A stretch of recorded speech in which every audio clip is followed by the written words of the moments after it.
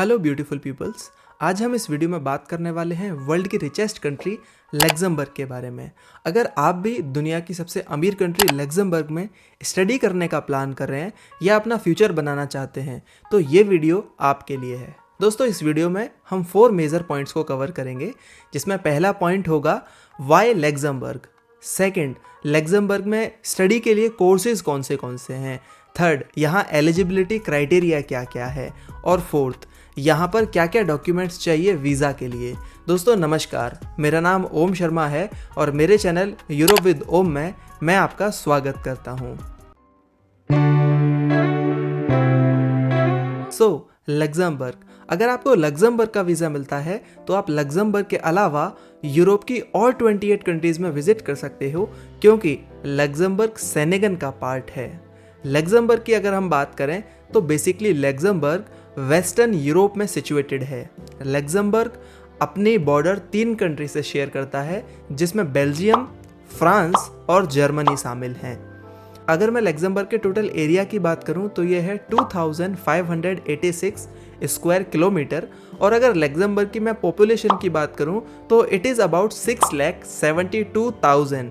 और लग्जमबर्ग में 4 लैंग्वेजेस बोली जाती हैं, जिसमें फर्स्ट लैंग्वेज है लग्जमबर्गिश, सेकंड जर्मन, थर्ड अगर लैंग्वेज की हम बात करें तो वो है फ्रेंच, और उसके बाद में इंग्लिश। यानी कि 4 बेसिक लैंग्वेजेस बोली जाती हैं, जिसमें सबसे ज़्यादा अगर कोई लैंग्वेज बोली जाती है तो वो है जर्मन।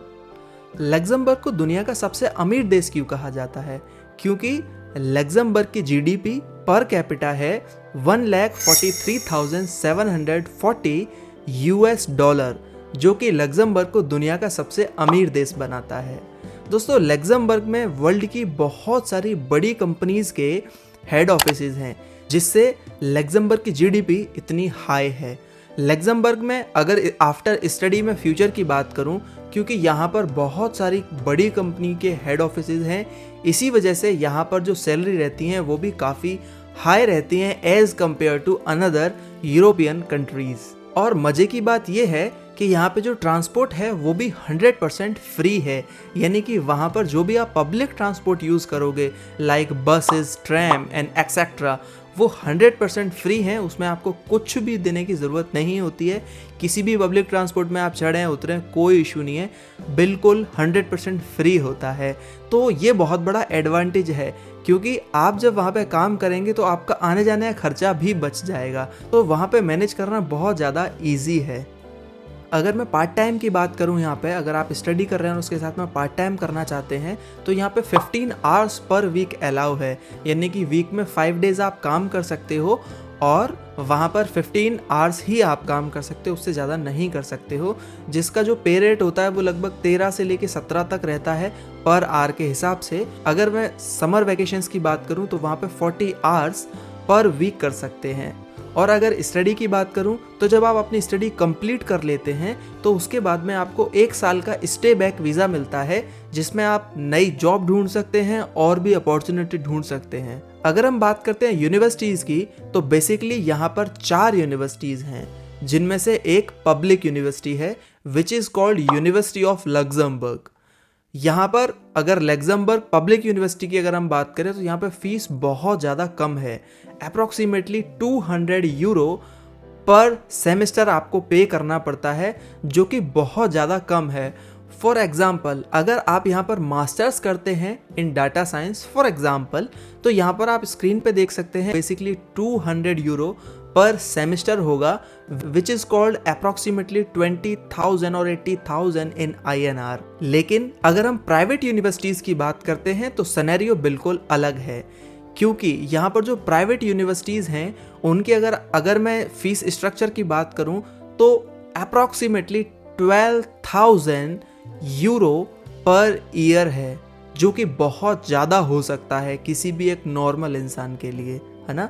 कहाँ पर पब्लिक यूनिवर्सिटी में 2,000 यूरो था और यहाँ पर 12,000 यूरो है। इसी वजह से इंटरनेशनल 85% स्टूडेंट पब्लिक यूनिवर्सिटी में हैं और बाकी के प्राइवेट यूनिवर्सिटी में पढ़ना पसंद करते हैं। University of Luxembourg has basically 3 faculties.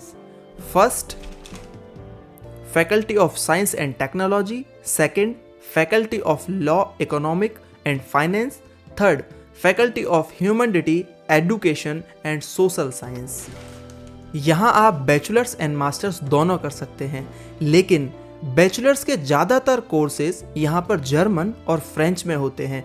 कुछ ही कोर्स ऐसे हैं जो इंग्लिश में भी होते हैं, लेकिन अगर मैं बात करूँ मास्टर्स की तो यहाँ पर बहुत बड़ी रेंज है। मास्टर्स में बहुत सारे सब्जेक्ट्स हैं। For example data science, accounting, finance, architecture and etcetera. अगर मैं यहाँ पर लैंग्वेज की बात करूँ तो यहाँ पर B2 लेवल की प्रोफिशिएंसी चाहिए इंग्लिश लैंग्वेज में, और अगर मैं आइल्स की बात करूँ तो एटलीस्ट 6 बैंड चाहिए आपको आइल्स में, अगर आप यहाँ पब्लिक यूनिवर्सिटी में एडमिशन लेना चाहते हैं तो। अब हम बात कर लेते हैं डॉक्यूमेंट्स की। डॉक्यूमेंट्स में आपको चाहिए यहाँ पे passport, academic documents, offer letter and financial document to get visa. Financial document की अगर मैं बात करूं तो आपको 12,000 यूरो पर ईयर शो करने पड़ेंगे। ब्लॉक अकाउंट शो करना पड़ेगा 12,000 यूरो का। इसके अलावा 6 मंथ्स की आपको स्टेटमेंट दिखानी होगी।